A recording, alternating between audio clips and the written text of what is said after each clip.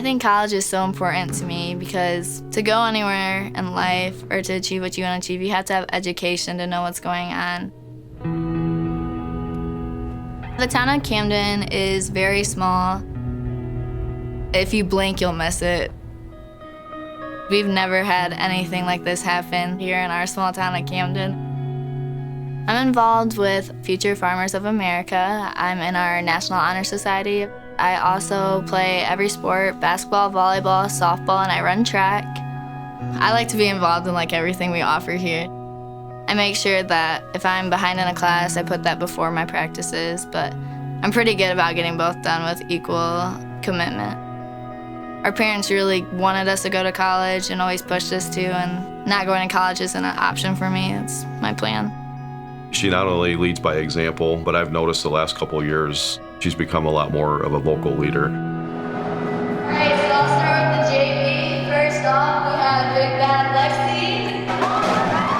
Lexi. She's the kind of kid that's going to put her arm around somebody and guide them along, making sure that they're making good choices. She's a fighter. She is so quick. We just don't know how she can get to the balls, but she can. She'll be here 1 second, and then she's over there. She does things that are not normal, and she does it with ease and gets up like, no big deal. And the rest of us are just shaking our head. We all just kind of take to her like she's our own, and she's like a daughter to me. She really is. And I think the whole community feels that way. In the summer of 2013, my mom was re-diagnosed with stage 4 breast cancer. The school really stepped in and helped out.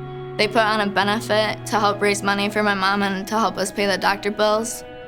Me and my mom always had the tightest bond I've ever had with someone. She was my best friend. My mom was always super involved in our school. She was like another mom to all the students. And it was just so difficult to see the strongest person you know actually down and you can't do anything to help them. The first thing she did when she got out of her induced coma was she asked for a piece of paper. She started writing, "Take Casey to get a cocoa." Out of all things she could have said when she first woke up, it still gives me goosebumps. My dad and I went and sat with my mom and just talked to her about the happy memories we'd had with her. And we did that until she was actually completely gone. I would never take it back standing there the whole time. As a husband and a dad, you're to protect. And the way I was raised, you go to work, you pay your bills, and you pay on time. In that situation, there's not a whole lot you can do. It's test after test, and the bills are just rolling in left and right. She had to have some shots, so they gave me the prescription, and the lady kind of looked at me and she goes, "Do you know how much these are? They're $3,600 a shot." And before you know it, you just can't pay. I don't have money sitting in the bank waiting to send Kendal to college. Life's expensive, kids are expensive. I've asked friends, I'm like, that have kids, what do you do? And it's you do the best that you can. They always say it's the tough things that really strengthen you and make you better for your future. So I'm sure she's going to use this and help someone else walk down that road of losing a parent someday. When my mom had to go to get her chemotherapy, I would go with her sometimes. And I'd walk around because there was other people getting it done too, and I'd carry a little snack basket with me and offer it to them or ask them if they needed anything. It inspired me to get into the medical field. It just showed me what some of the people have to go through. It fascinates me to know that you can make a change in someone's life when they can't do it on their own. Suzanne watching today, she'd be so proud of Kendal. It'll be a big deal for our entire family when Kendal graduates college, to be the first to go. I got an email from Sallie Mae, and I read the requirements, and I instantly thought of Kendal.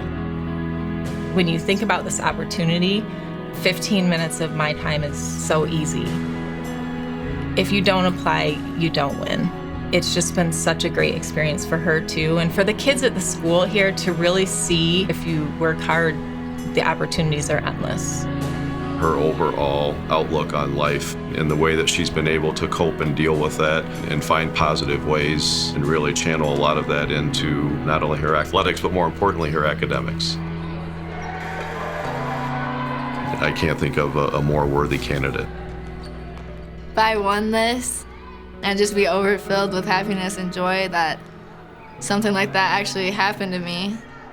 Even being here in the small town, big things in your life can happen to you.